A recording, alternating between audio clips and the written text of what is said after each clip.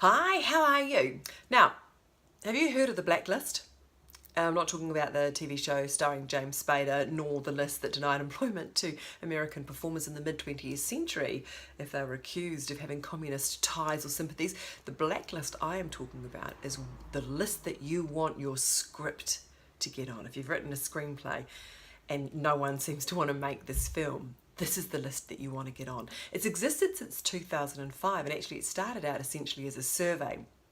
Industry insiders were asked to list their 10 favourite unpublished scripts that they'd read that year, and they'd do a tally and the list would be created. So the first year it was created, on that list was a film called Juno, which went on to receive 4 Oscar nominations and indeed win for Best Original Screenplay. And that's what the list does. It kind of highlights great writing. It does not necessarily mean if your film hits the list and then is picked up to be made that it's going to go on to become an Oscar winner, critically acclaimed or commercially successful. Let's not forget Mel Gibson's The Beaver was also on the Blacklist.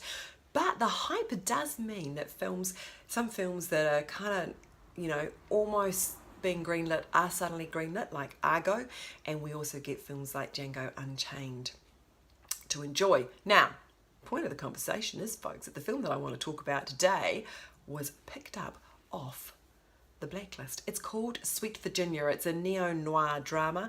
It's written by British-born twins Chris and Paul China, and the film was picked up by Canadian director Jamie M. Dagg, who knew that he could make this film, but with maybe just a few changes. So this is Dagg's second film. His first film was called River. You might want to check it out. It's one of those cleverly shot films in the sense that the budget only allowed for a 21-day shoot, and yet you watch this film and you can tell that every scene and every shot has been thoughtfully put together. It's really enjoyable to watch from that craft perspective.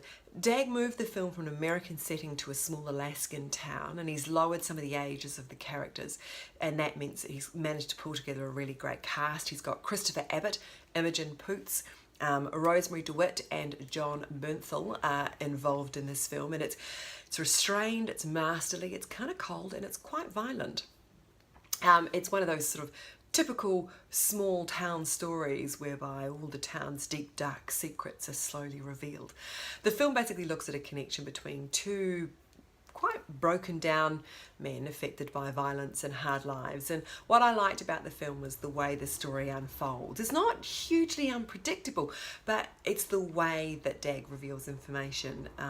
He doesn't pander to us. All of a sudden you'll kind of go, oh, hang on, oh right, okay, we're going in this direction or we're going in that direction.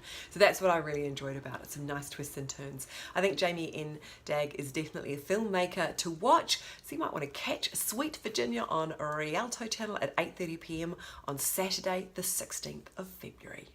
Enjoy!